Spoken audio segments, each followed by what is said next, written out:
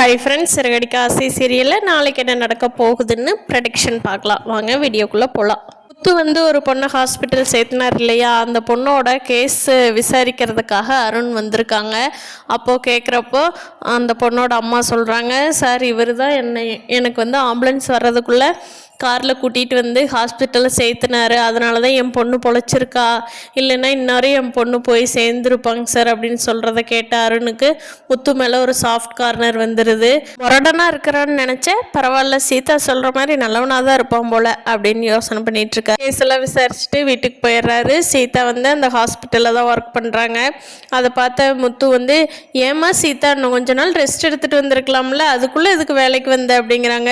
இல்லைங்க அம்மா, வீட்டில் இருந்தால் ஒரு மாதிரியே டென்ஷன் ஆகுது திருப்பியுமே, அதனால நான் வேலைக்கு வந்தேன்னா ரொட்டீனாக அப்படியே ஒர்க்கை பார்த்துட்டு ரெகுலராக போயிருங்க மாமா அப்படின்னு சொல்லிட்டு சொல்கிறாங்க.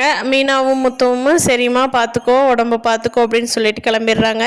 போகிற வழியில் மீனா சொல்கிறாங்க, ஏங்க சீதா என்ன சொல்ல வரான்னு உங்களுக்கு புரியுதா, வீட்டில் இருந்தால் அருணோட ஞாபகம் வருது, அதனால தாங்க மாமா ஹாஸ்பிட்டலுக்கு வந்துட்டேன்னு உங்கள்கிட்ட அவனால் சொல்ல முடியல, அதை சொல்ல முடியாமல் இப்படி சொல்கிறாங்க அப்படிங்கிறாங்க. அதுக்கு முத்து, எனக்கும் புரியுது மீனா, நானும் அந்த வயசை தாண்டி தானே வந்திருக்கேன், அவள் சொல்கிறது புரியுது, ஆனால் நான் அருணை பற்றி இன்னும் கம்ப்ளீட்டாக தெரியாமையில நான் ஓகே சொல்ல மாட்டேன், சரியா, இப்போ நீ சொல்கிறதுக்காக சரின்னு கேட்டுட்ருக்குற, ஆனால் அருண் நான் இன்னும் கொஞ்சம் விசாரிக்கணும் மீனா அப்படின்னு சொல்கிறாரு.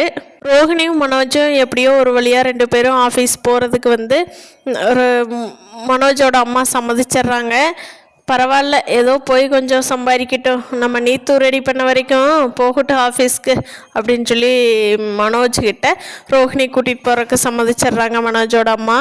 ஸ்ருதிக்கும் ரவியில் வந்து ஸ்ருதி வந்து ஹோட்டல் ஓப்பன் பண்ணுறது ரவிக்கு வந்து பெருசாக இன்ட்ரெஸ்ட் இல்லை. இன்னும் கொஞ்ச நாள் போகட்டுமே ஸ்ருதி, நம்ம தான் நீத்து வந்து பார்ட்னராக இப்போது ஏற்றுக்கிறேன்னு சொல்லியிருக்கால, அதனால் இன்னும் கொஞ்ச நாள் நம்ம பார்த்துட்டு இன்னும் கொஞ்சம் பணம் சம்பாரிச்சிட்டு நம்மளோட மணியில் ஆரம்பிக்கலாம் ஸ்ருதி, உங்கள் அம்மா அப்பா கிட்ட வாங்குறது வேண்டாம், அது உனக்கு இருக்கட்டும் நீ வச்சுக்கோ, ஆனால் எனக்கு வந்து அது வாங்குறது அவ்வளோக்கா சரியாக படலை ஸ்ருதி, இன்னும் கொஞ்ச நாள் வெயிட் பண்ணலாம் அப்படிங்கிறாங்க.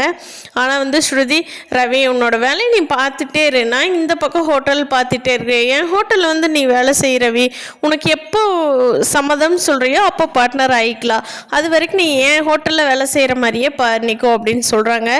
எனக்கு என்னமோ சரியாக படலை ஸ்ருதி அப்படின்னு சொல்லிட்டு ரவி தூங்கிடுறாங்க. நீத்து வந்து ஸ்ருதி கிட்ட ரவி போகாத அளவுக்கு நம்ம ரவி கரெக்ட் பண்ணி வச்சுக்கணும்னு தான் யோசிக்கிறாங்க. பார்க்கலாம் ஃப்ரெண்ட்ஸ், இனி வரப்போகிற எபிசோட்ஸ் என்ன நடக்க போகுதுன்னு. இந்த வீடியோ பிடிச்சிருந்தா லைக் பண்ணிக்கோங்க. தேங்க்யூ.